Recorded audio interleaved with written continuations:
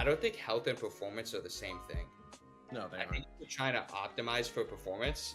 Like, I think if you actually look at the blood work for a lot of the athletes I work with who are professional football players, or the blood work of the professional marathoners I start to work with, I'll look at it and I'll be like, wow, this is a really unhealthy individual.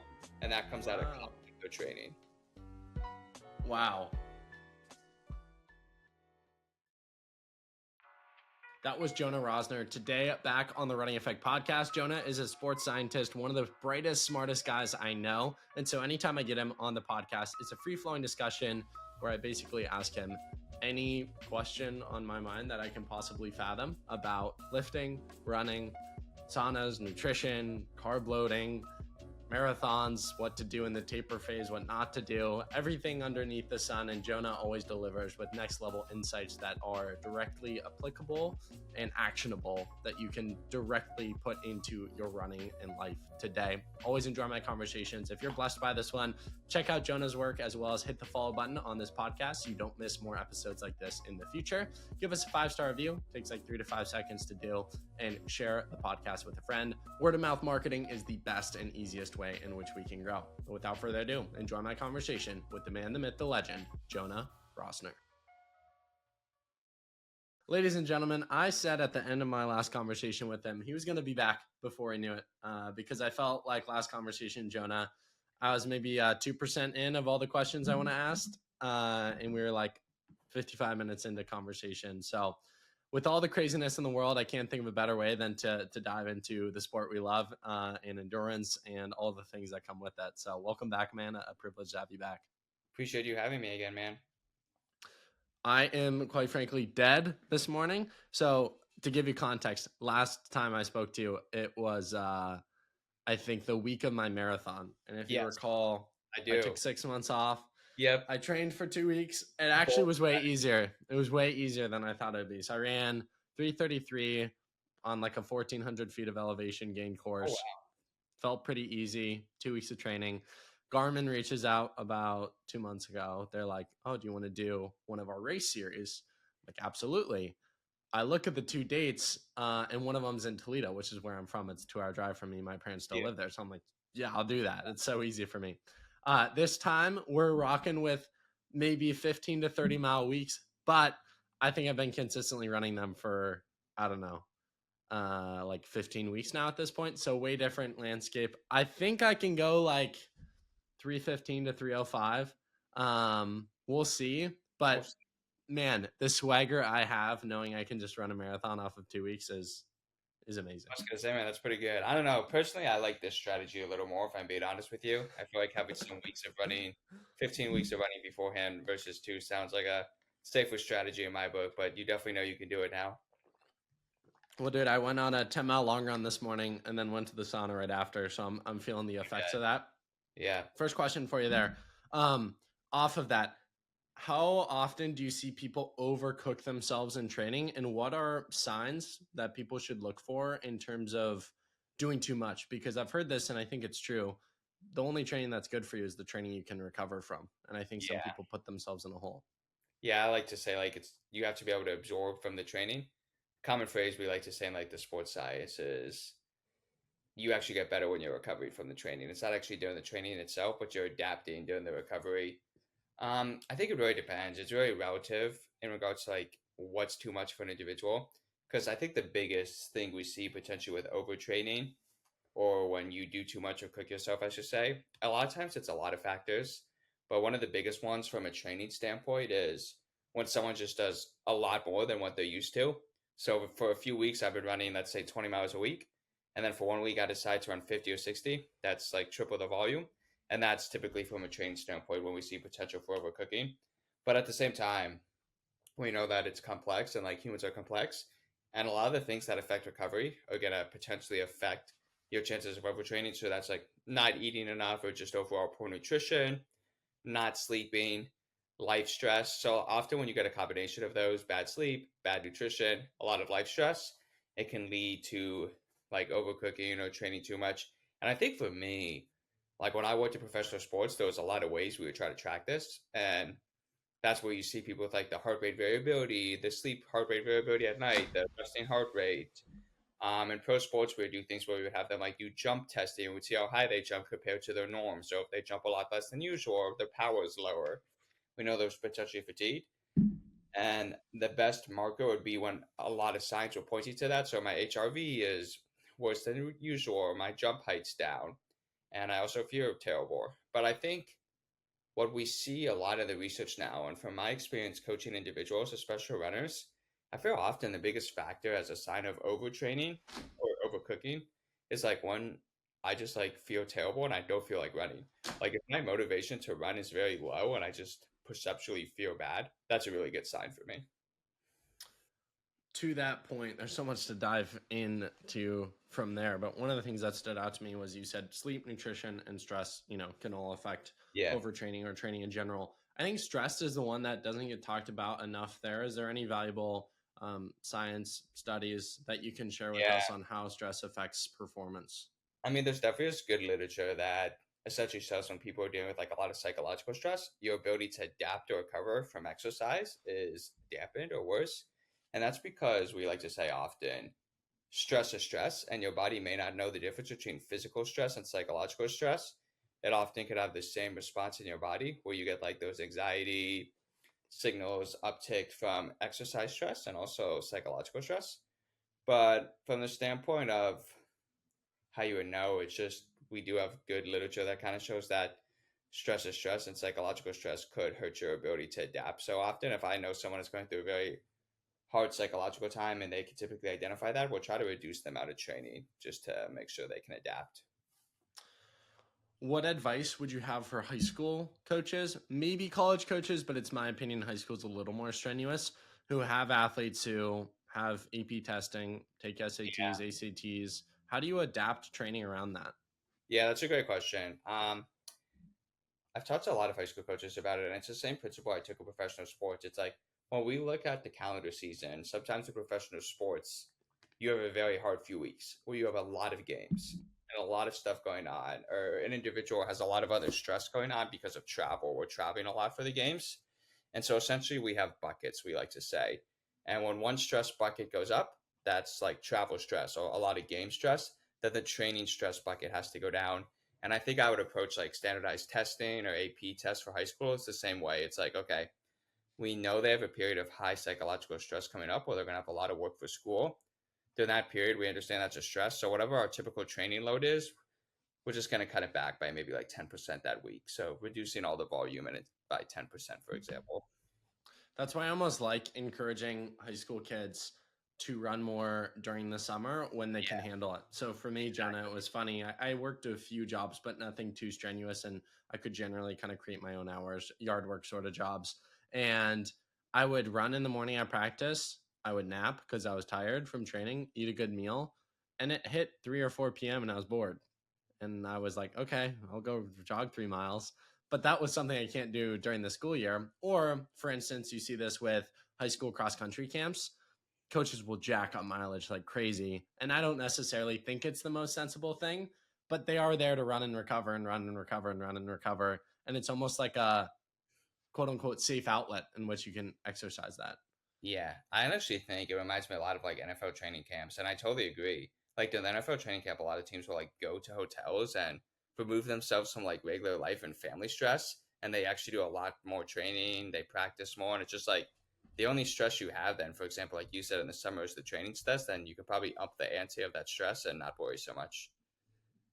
How, I don't want to detract too much from running, but I am fascinated. How impressive is NFL level training? And do you see any corollaries between the best people in the NFL and how serious they take their craft and the best people in running and how serious they take their Yeah, craft? And do you think anyone listening today can glean any insight from the people you've worked with from the NFL and put yeah. it into their everyday life?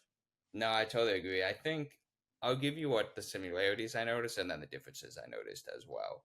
In regards to the similarities, you definitely get these individuals in the NFL who clearly have had a lot of success because of the dedication to the craft, because they study film, they work hard, they take care of their bodies, they sleep, they recover.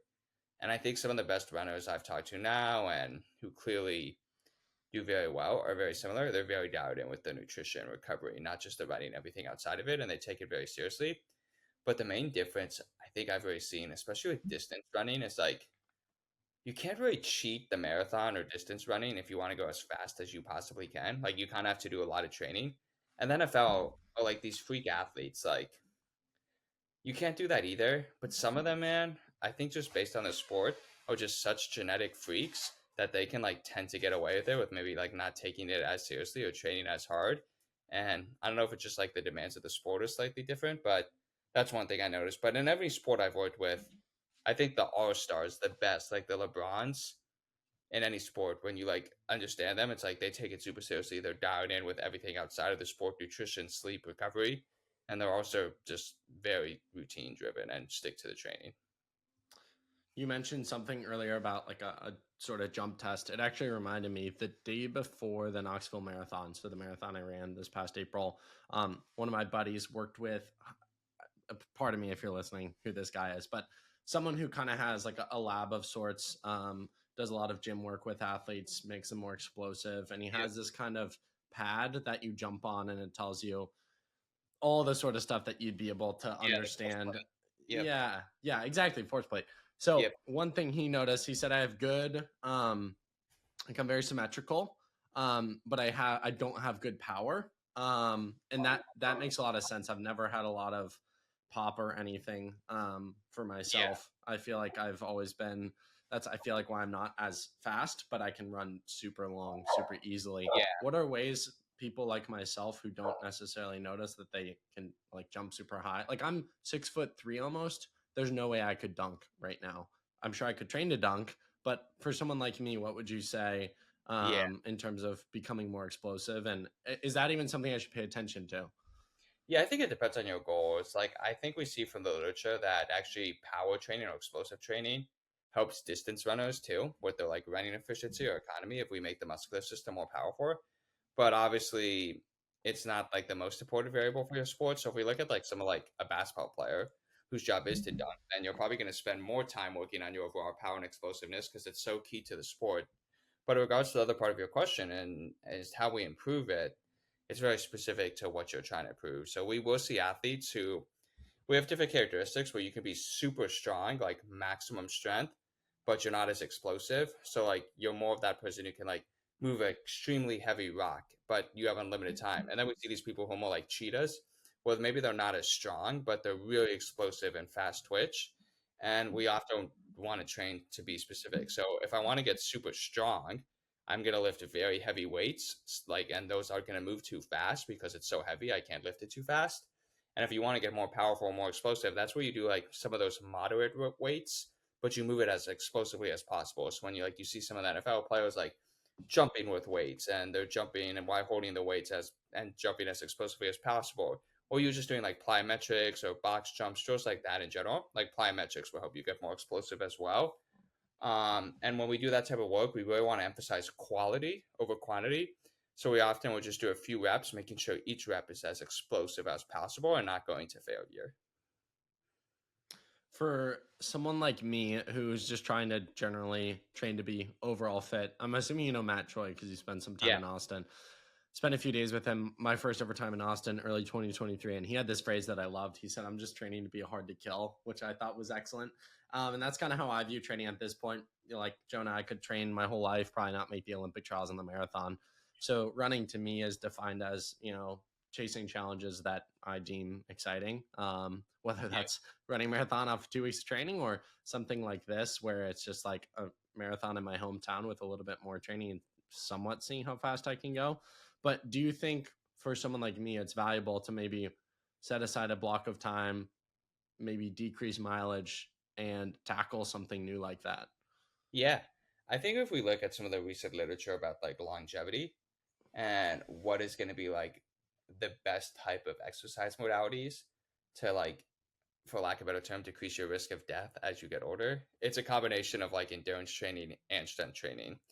From like strength training and resistance training, you get some kind of adaptations you aren't going to really optimize with endurance training, such as like the bone density, how strong your bones are, how large they are, and like muscle mass.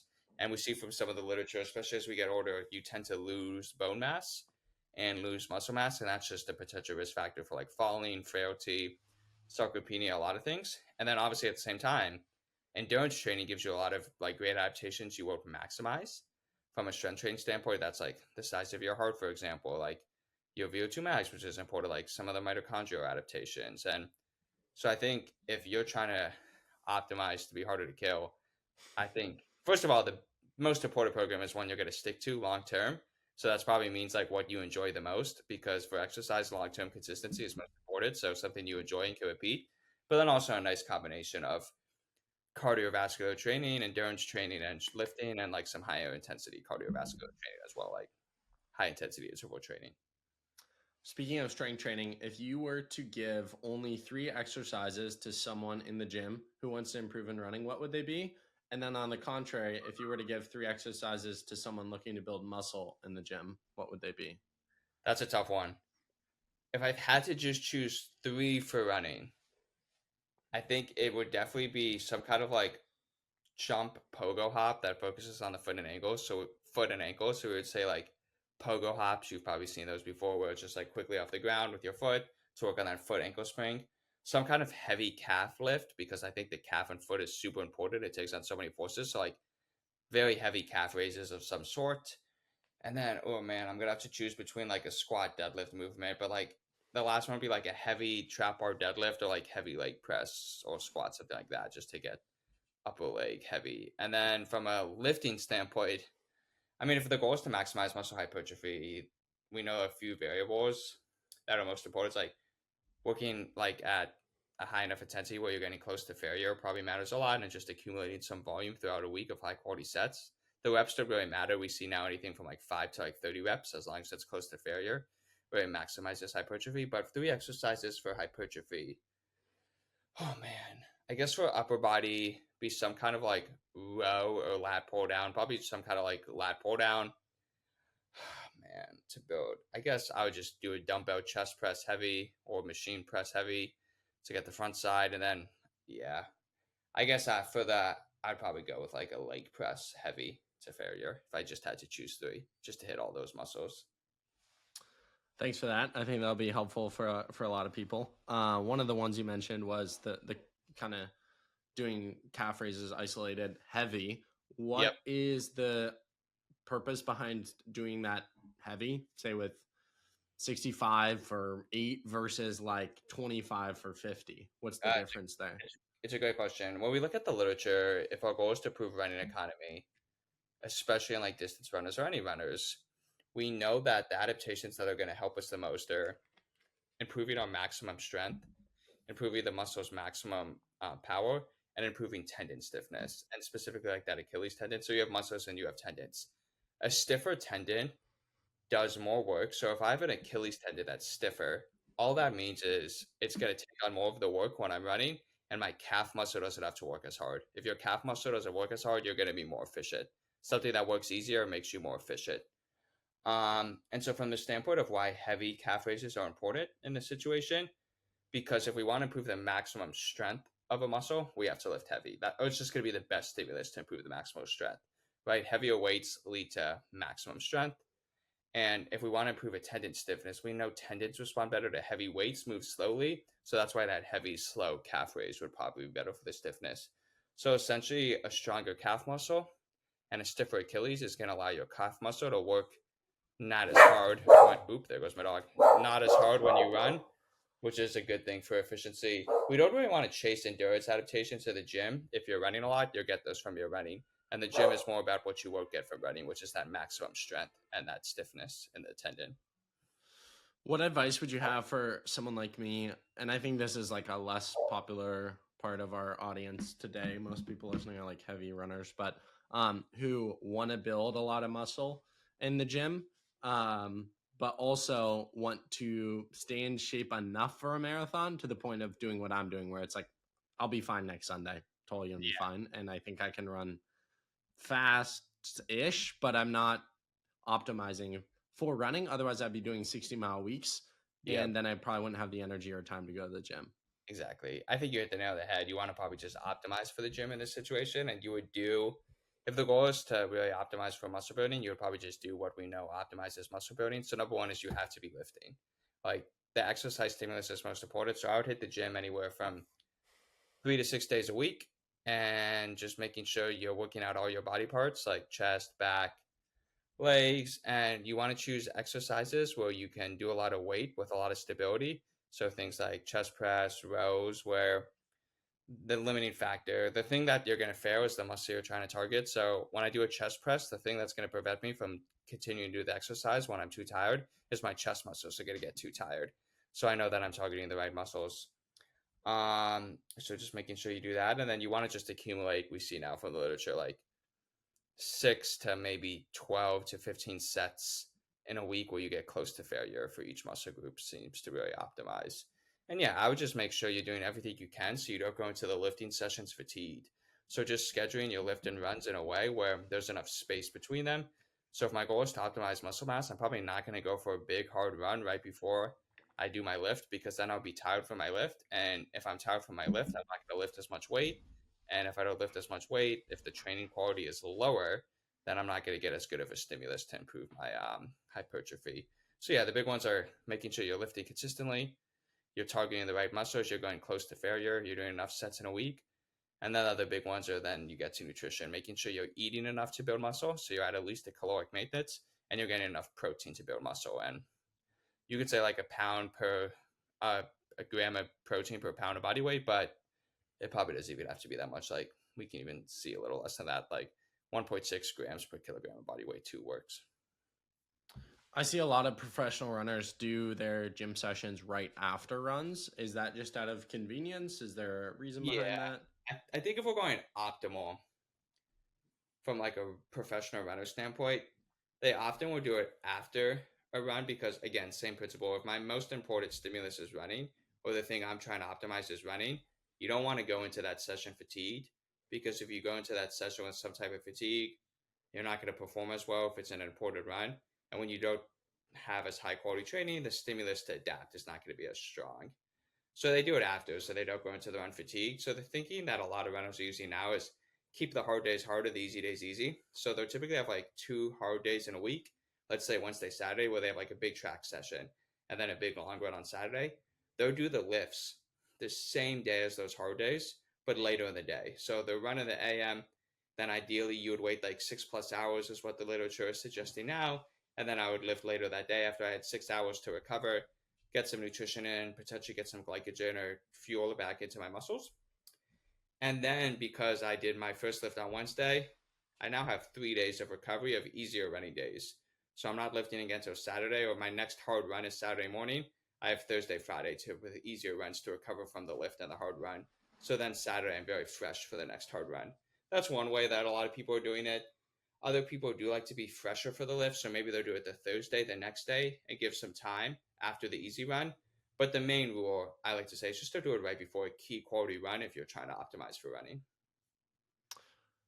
We talked about this last time, definitely, but just revisiting briefly, what's your take on saunas, cold plunges, and for those runners, this cross country season, or maybe they have a marathon coming up, they notice it's a little hotter. What are ways that they can adapt to the heat? Yeah, great question. We could touch upon them one at a time.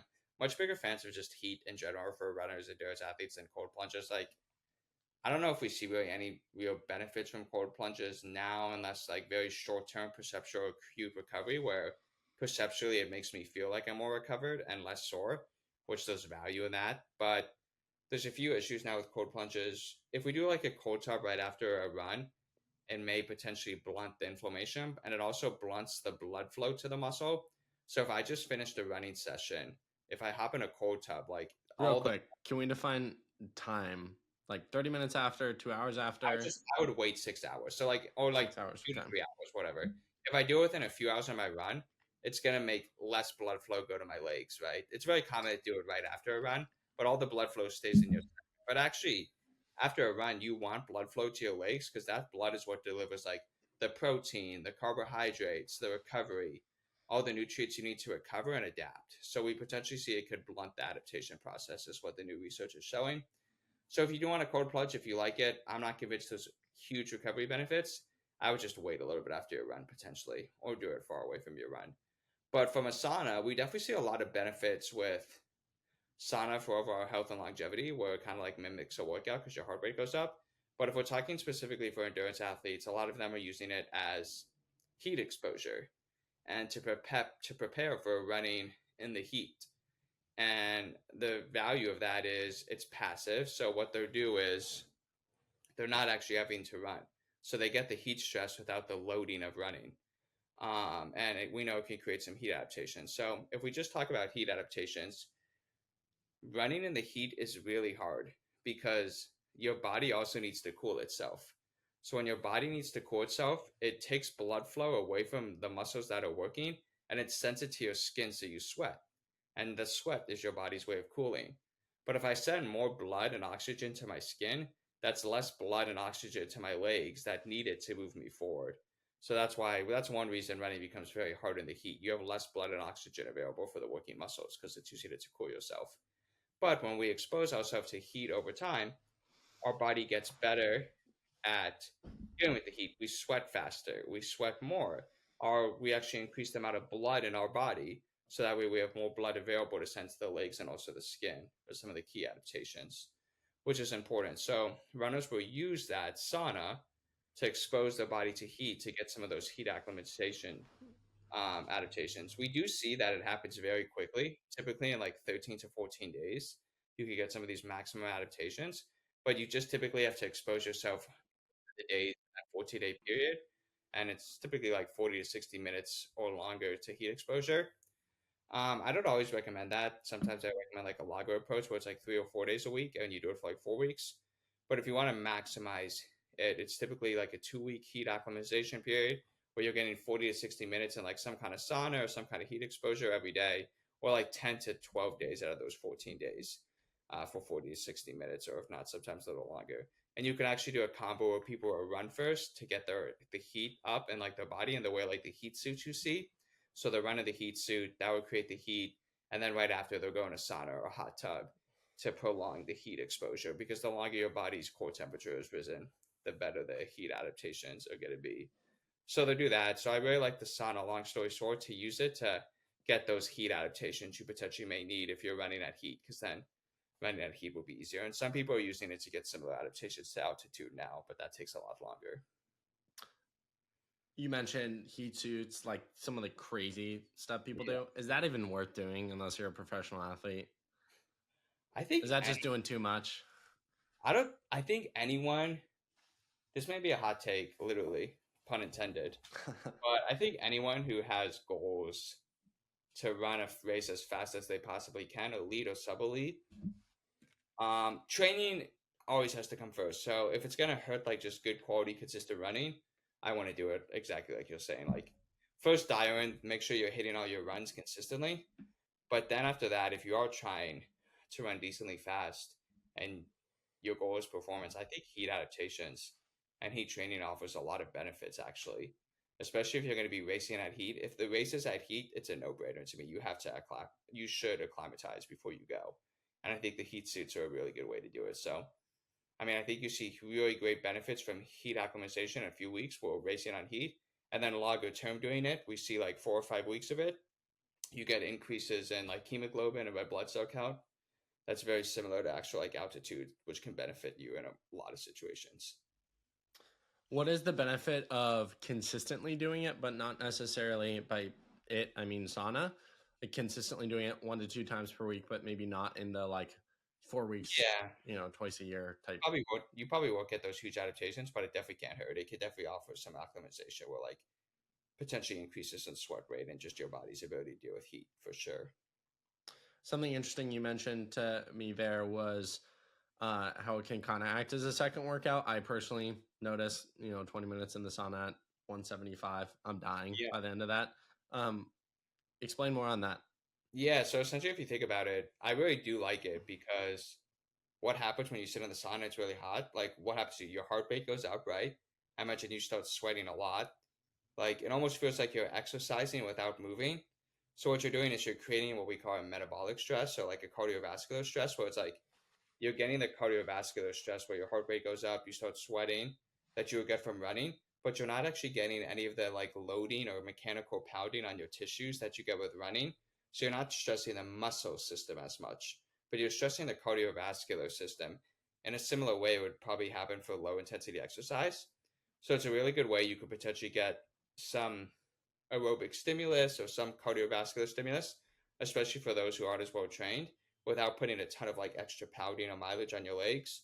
So that's why a lot of pros like doing heat training passively in the sauna, because it doesn't add more like mechanical load or stress to their legs, and they save their legs, but potentially adds that cardiovascular stimulus.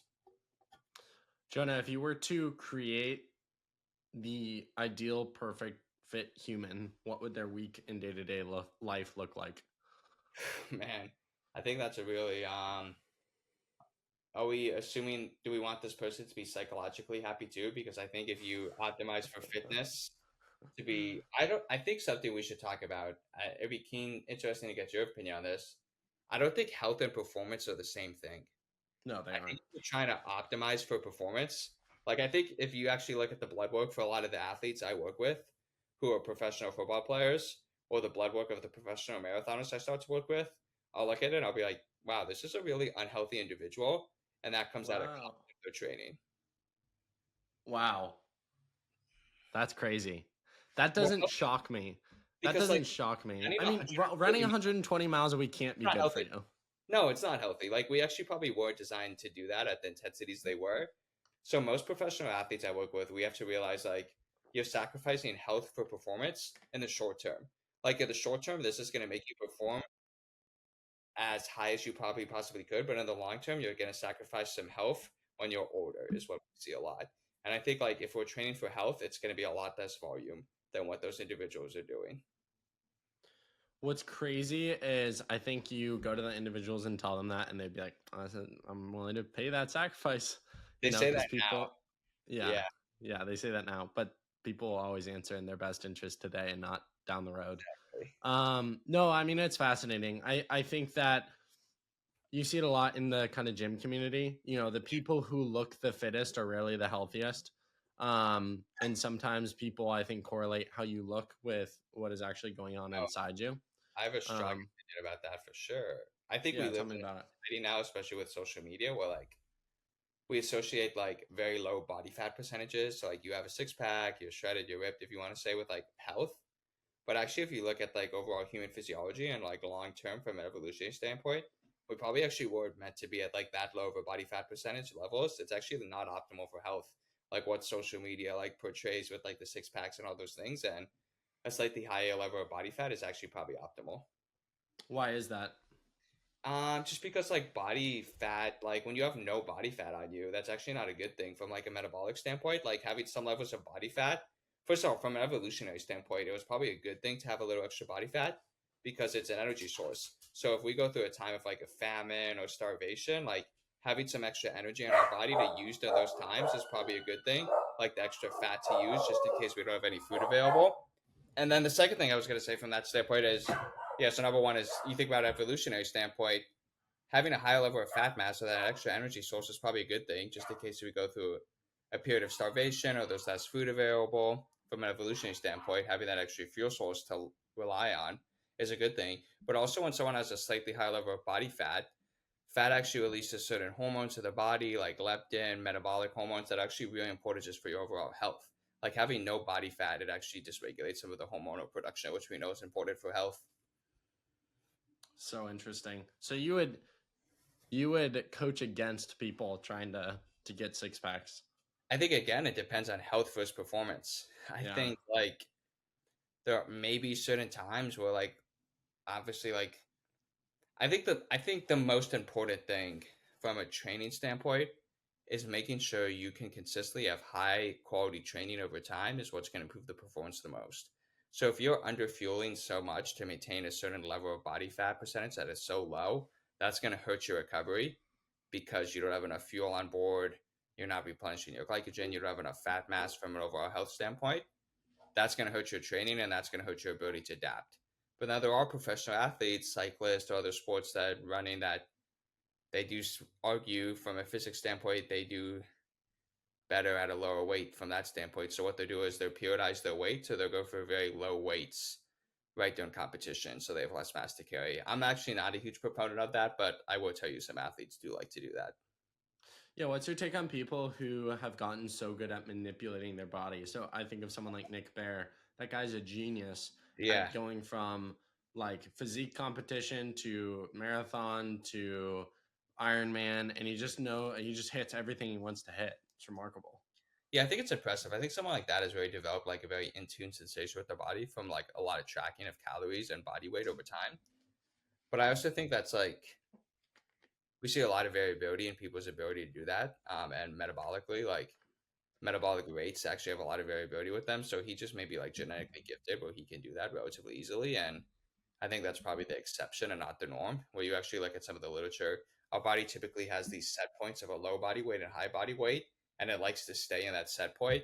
So when we get too low, it's going to fight back to make sure we gain weight, which is very strong. And before we live in the society we now would also do pretty good at regulating to not get too heavy. So most people would stay pretty consistent from an evolutionary standpoint. We have like a dual body weight set point, but yeah, I think it's pretty impressive what he can do. I don't know if everyone can do that.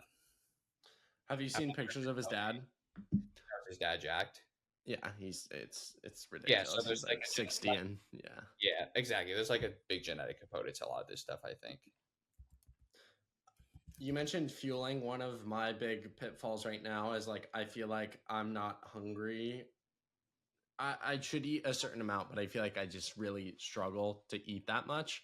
What advice would you have for someone like me who's probably under fueling, but Yeah, just isn't hungry enough to eat as yeah. much as I probably should be? It's a great question. And I actually see it. It's more common than people realize with a lot of their endurance athletes I work with now who are accumulating a ton of mileage and have huge energy demands. Where it's just hard to eat enough or stay hungry enough to make up for those caloric demands of their training. And so, what we tend to recommend for them is we try to take on more hyper palatable foods. And by that, I mean foods that are like easier to eat a lot, get a lot of calories in, and not make you as full. A lot of times, that's processed foods. And processed foods can, a portion of processed foods can actually be a necessary strategy for some endurance athletes who have trouble eating. So, like, it's a lot easier to eat 1,000 calories of like ice cream and like cereal and like baked goods than it is to eat 1,000 calories of salad. Broccoli, yeah. Yeah, if you think about it, that's a pretty easy example. And so that's because like hyper palatable processed foods, they tend to pack a lot more calories per volume. So they just have a lot more calories per surface area of the food. So for those athletes, I often do recommend foods that are like enjoyable, very hyper palatable, that are easy to consume a lot of calories in a smaller surface. Oh, what else to cover, man? I saw an interesting video from yourself that gels don't replace carb loading for the people running marathons out there. Can you elaborate on this? Yeah, I just did that one because I would get so many questions, be like, well, I don't need to carb load because I take gels. And especially for a marathon, they typically have, or any endurance event, they have two different physiological points. Like the reason people carb load for events that are typically like 90 to 2 hours or longer is that when we exercise at a decent intensity for 90 minutes to 2 hours or longer, that's when that muscle glycogen fuel tank starts to run low. So your muscles have this local fuel tank inside of them where they have stored carbohydrates, and that's your body will combust that or mix it with oxygen to create ATP or energy to move you forward and power your muscles. And that's actually your body's preferred energy source during these events. And your body will actually tap into that first, the muscle glycogen. And the reason we carb load is when we reduce our training volume or we taper a little bit before a marathon, for example, and we eat more carbs than usual, we actually super compensate or overfill those local stores with more fuel, more glycogen. So that essentially just gives your body more fuel available for the race day. And it's the most efficient fuel source in the body. Glycogen is actually more efficient than fat. That's 5 to 7% more efficient. You get more ATP per Wow. unit of oxygen. So that's why filling those stores as much as possible is beneficial because then you can rely on them more than fat during the later parts of your race. And so gels don't actually fill up those local muscle glycogen stores. The way gels work is you take the gel, goes to your stomach, it goes into your bloodstream, it gets delivered right to like the muscle for energy, where it's never actually stored in the muscle as glycogen. So the carb load the few days before load the actual stored energy in the muscle, which is your muscle's preferred energy source, and the gels provide extra energy, especially during the latter half of the race when that glycogen is running low. So the gels are kind of like an extra energy source where the carb load gives you the actual muscle local glycogen top off before the race. They do different things. How many days out should marathoners be starting their carb load, and what does that generally look like? I think the research literature is going to suggest only 1 to 2 days, especially for high volume runners, because a lot of them will burn through their glycogen in the days leading up anyway. So I recommend 1 to 2 days before the race only, with a good taper. I don't think any longer than that. We have evidence that it actually super compensates or improves carbohydrate loading. And we now see 1 to 2 days with 8 to 12 grams of carbohydrates per kilogram of body weight. So that's a lot of carbs. Like if you weigh 75 kilograms, that's like 700 or more grams of carbs per day. So the 2 days before, I do 700 grams of carbs. If I'm 70 kilograms, the next day, the day before, I would do 700 grams of carbs. And I think a lot of people get carb loading wrong, where they think of it as an excuse to eat all the pizza and ice cream they want. And that's not really the case, because then you're just going to consume so many calories, you're going to feel crappy. So we want to eat carbohydrates that are very carbohydrate dense and simple, but very low on fat. We want to reduce fat as much as possible to make caloric room. So we have enough calories specifically for the carbohydrates, and keep protein the same or reduce protein a little bit, again, just to make more room for carbohydrates. And we want easy to digest, fast digesting carbs, and avoid fibers, since fiber sits in your stomach and can slow down digestion and how quickly the carbs get to your muscle, and it could just cause GI stress. So things like white rice, white bread, like cereal, granola bars, like fruit juice, apple juice, and avoiding things that are high in fiber, like vegetables, broccoli, whole wheat bread, for example. Nothing new in the Well, carb code. yeah, Chicago's coming up. New York, somewhat on the horizon. A bunch of Yeah. other marathons. The Garmin Toledo Marathon Race I Series was gonna coming say up, the that's the big one only of one them I'm all. thinking. That's the only one I'm thinking about, man. I got to get myself in that one. You do, man. Come join me. What are the do's and don'ts the final 2 weeks leading into a race? Don't play hero bar, I like to say. I think a lot of people are trying to make up for like having not doing the training in the final 2 weeks. Where it's like, oh, I didn't train too well, so the few weeks before, I'm just gonna go like crazy mileage just to make up for it, and the hay's already in the barn at that point. We see from a lot of the literature that it matters a lot more what you did over the past year consistently than like the few weeks before the race. So I think the biggest mistake is trying to make up for not training enough the weeks before. At that point, the hay's in the barn, not tapering, just the week before, like especially you just want to taper. And then the biggest one is not practicing their race day nutrition. Like, don't make your marathon the first time you try gels. Make sure you're trying all the gels in training, on your long runs, at your marathon. Make sure you're practicing your carb loading so you know what gels and what food works for you and what food and gels don't work for you. Caffeine, too. What is the day? Because I remember someone telling me this, like 10 days out. I remember this from high school cross country. There's a certain amount of days out you should do your final hard workout. Marathon might be a little different because you don't want to have too much fatigue. But It's, what's the point at which you can yeah. no longer really get the adaptations that And will affect your race? it's really, there's no hard deadline, I think is what we say. And tapering is very individualized, what we see from the literature. Like, we know tapering helps a little bit, a few percentages probably, depending on the individual. But everyone responds differently. Some people actually respond very well to taper. Some people don't like to taper. They just like to keep the volume high. I typically recommend everyone tapering, and I typically have my hardest workout, and for most people I work with, 2 weeks before the race. Is the hardest long run. Some people do three, but I just think that's a little too far. I like 2 weeks. Like if my race is October 12th, Chicago, I'll have my last hard workout be the long run a few weeks before. And I still would do like the week before, like a little bit of marathon work, but the volume of the workouts would just be significantly shorter, but still marathon pacing, just reducing the volume a lot. Yeah, what about like workouts that won't take a toll on the body? How far out? So, for instance, my marathon is next Sunday. If I did a workout on Saturday, this is purely hypothetical.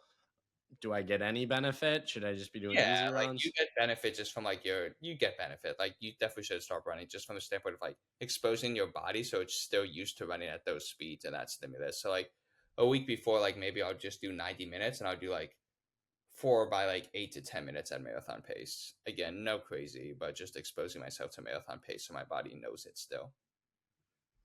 And you'll get the physical adaptations. You could technically still get Yeah, better. yeah, yeah, Yeah. exactly. Yeah. How much is of this all is mental? Like making sure you're still running somewhat hard, not forgetting what it's Yeah. like to run hard. I mean, I think it's complex. I think from a psychological standpoint, the psychological element of endurance sports is often overlooked because people think it's so physical running a straight line, which obviously there is a physical component. But I just think psychology in general, especially like for an event like this, is huge. And I think some of the best distance runners are very mentally tough. And we see from the literature too, like if you give someone like a very like psychologically fatiguing task or brain fatiguing task and then have them go out and run for longer durations, they actually perform worse than if like their brain is well rested or they're not psychologically stressed. So I think it just shows that there is a huge psychological component. And like you said, I think going out like the week before, I've had a lot of athletes. Like if you have just a good marathon workout the week before, I think it gives you confidence. So that helps a lot. Any other interesting studies, research that you've come across recently that you think would be beneficial to the audience? Ooh, I don't know. I'm just doing a lot of stuff now. Um, like optimizing fueling and nutrition post run to optimize recovery. So like what to eat after your runs to make sure like you're recovering as quickly as possible. And then just like doing like cool ways we can like manipulate training to get like very good training adaptations, but less stress on the body. So there's things now like blood flow restriction training, like altitude, heat stress. There are different ways where like we can increase the metabolic demand of the workout without adding more load to your tissues, which I think is going to be interesting for runners. My main thing is like, how can we allow runners to do more volume, more high quality work, but without adding a ton of fatigue? Because I think that's key. What do you think is the biggest thing runners overlook that you think would take them to the next level? It's hard to point out one thing because I think it all matters, like the nutrition, the sleep, the strength training. When you combine it all together, I think it really makes a big difference. But I think a big one for athletes who are training at this type of volume and intensity is like nutrition, honestly. It's like eating enough, eating well timed to really maximize recovery. Any other final words of wisdom for the listener today as we wrap up this edition of Science Class with Jonah Rosner? I don't know. What's your biggest takeaway training for Toledo Marathon? Any Oh man. takeaways for you?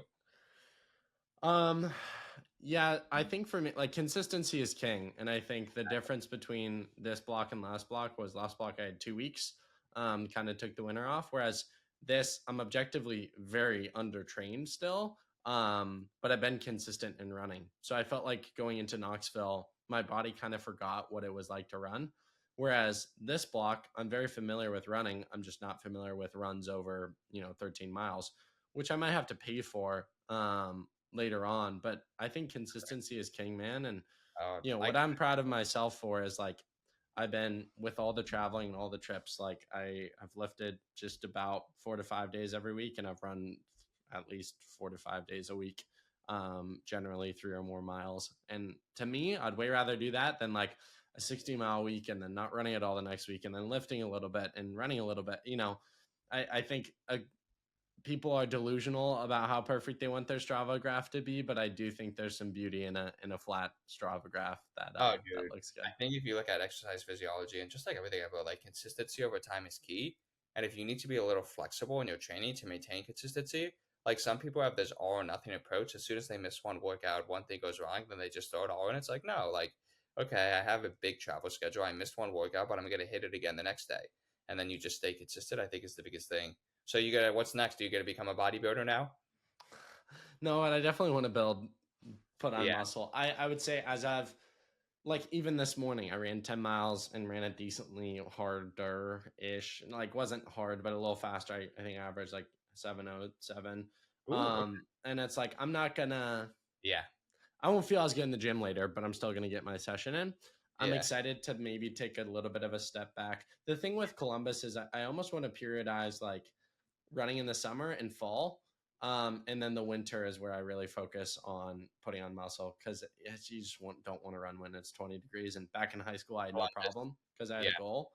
But I don't know. I just want to put on muscle because I'm 20. I think I'm in the peak Prime. years. Yeah, Yeah. peak years of Gotta do it now. testosterone and HGH. And but I've already put on a lot of. I mean, you look at pictures from me a year ago.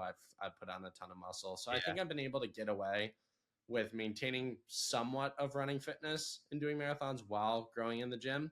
But I definitely think after this marathon, take a few days off and then get back in a serious way in the gym. So, and even next week, dude, if I probably won't, but if I do like a max bench on Thursday, I don't really care how it affects my marathon. Like I'm not at the point where if I was running 60-mile weeks, I would absolutely care about that sort of thing. But this is a side quest. This is a keep life Side quest. exciting race. Yeah. I love it, man. So Awesome. Yeah. I don't know. I don't know if you have thoughts on that, but I just think No, for me, it's like I'm not I going to make the trials, and I want to feel fit and look good, and yeah, um, and I think like you yeah. said now is like a good time to build muscle, so makes a lot of sense to me. And I think, and I'm curious what your thoughts are on this, but you can like run decently fast when you're old, like when you're 30, 35. I don't know Yeah, of many guys who get in the gym at 30, 35 and start putting I on think it's crazy definitely muscle. possible. I think like you're in the prime years to build muscle, and I also think you're fine like to optimize for muscle growth. You definitely just don't need as much volume as you do for like marathons. So like you can make great gains building muscle with like a lot less volume of work than you would for running. Interesting. Like in the gym, you don't have to go as Yeah. much. Yeah, that's Like fascinating. if I lift like 4 days a week, like half an hour, 45 minutes, like I can maintain or build muscle. But like running, like I'll obviously get better at running. But like if I want to optimize running, like you You just have got to to do do a a lot ton. more. You have to do a ton of marathon. Yeah, totally, man. Well, Jonah, what's on your schedule? What do you got coming up? October Chicago, then New York, and then we're gonna do a very this I've been taking it a little easier, but then in a year we're gonna do a very long build leading up to Chicago next year, 2026, with a core YouTube series we'll announce soon. We'll go do like all the testing and visit a lot of the labs of professional runners across the country and Europe Love and it. Kenya. So we'll see how that goes. Where can people follow along? Instagram for now, and the YouTube will be launching soon. We're filming some stuff right now, but now Instagram is the best, and my newsletter. So Instagram is Rosner Performance, and then newsletter is through that link in my, and I can send you the links after. Awesome. Jonah, thank you as always. Appreciate the insights, wisdom. Always Thank packed you, and dude. always fun. Huge fan. Keep it up.